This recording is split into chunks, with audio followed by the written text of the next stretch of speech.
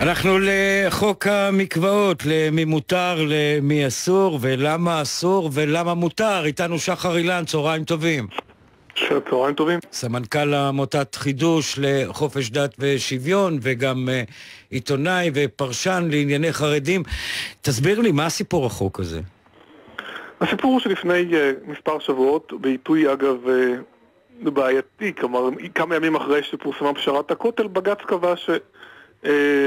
קבע שמקוואות בהם נערכים גיורים אורתודוקסיים יהיו חייבים לאפשר גם גיורים רפורמיים וקונסרבטיביים.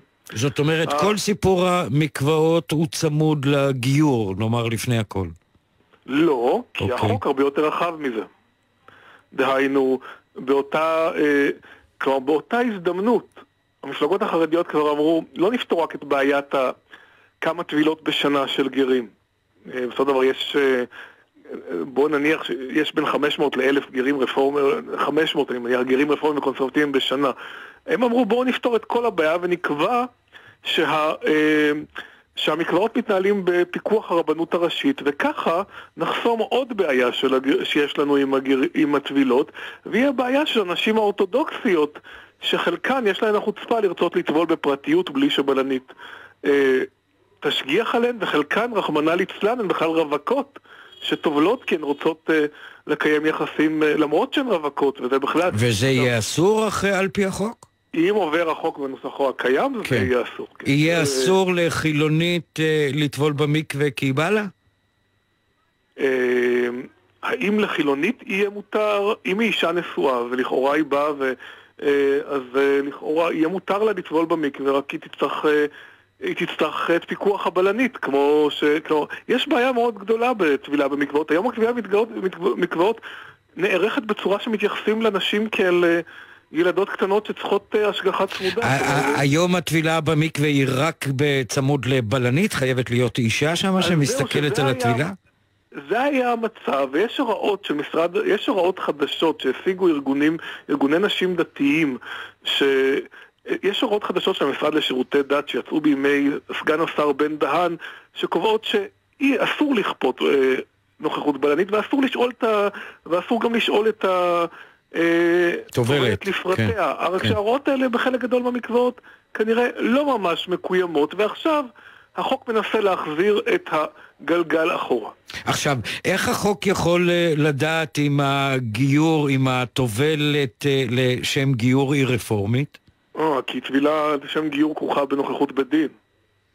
הבנתי. ואז אם הגיור הוא גיור רפורמי, אי אפשר יהיה לטבול במקווה של הרבנות הראשית. אני אומר של במרכאות כפולות כמובן, כי המקווה הוא של כולנו. כן, אני צריך לזכור, המקוואות האלה נבנו בכספנו. כן. כלומר, אנחנו מסכימים, לדעתי במידה רבה של צדק, כיוון שטבילה במקווה היא חלק כל כך מהותי במחזור החיים דתי, אנחנו מסכימים לממן מקוואות לנשים. אגב, אנחנו לא מממנים מקוואות לגברים, ובצדק, כי מקווה לגברים אינו עניין דתי.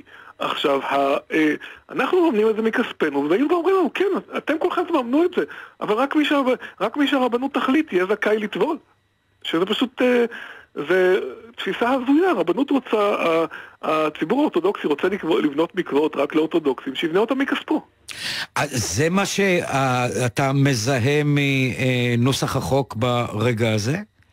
שכרגע, על פי החוק, בהנחה, נאמר שהחוק הזה אכן מתקבל. מה המשמעות המעשית של הטובלות במקווה? המשמעות המעשית היא שבטבילות במקווה יהיו אך ורק לנשים נשואות בפיקוח בלנית, ובמילים אחרות, לא רק ציבור הרפורמי והקונסרבטיבי נפגע, אלא גם הציבור האורתודוקסי.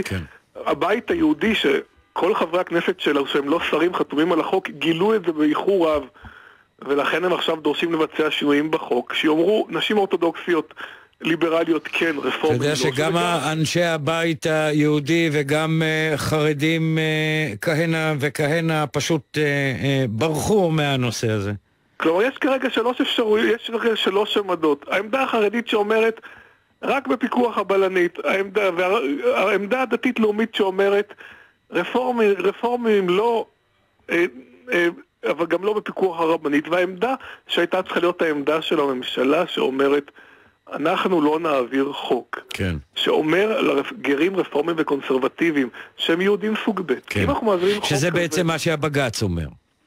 כן, כי אם אנחנו מעבירים חוק כזה, זה עניין הרבה יותר מהותי מהטבילות. אנחנו אומרים שרבנים רפורמים וקונסרבטיביים הם סוג ב', ואנחנו אומרים ליהדות ארצות הברית, שהיא הנכס האסטרטגי מספר אחד של ישראל, ואנחנו יודעים שהנהגת יהדות ארצות הברית היא רפורמית וקונסרבטיבית, אנחנו אומרים להם, אתם סוג ב' בשבילנו. עכשיו, מי שבאמת חושב שממשלת ישראל יכולה ללכת לקרב הזה, פשוט חי בסרט ושכח את ימי 1977, כשראש הממשלה הטירון בנימין נתניהו נכנס בדיוק לאותה פינה, עם חוק ההמרה, ויהדות ארצות הברית קיפלה אותו. 97, כן.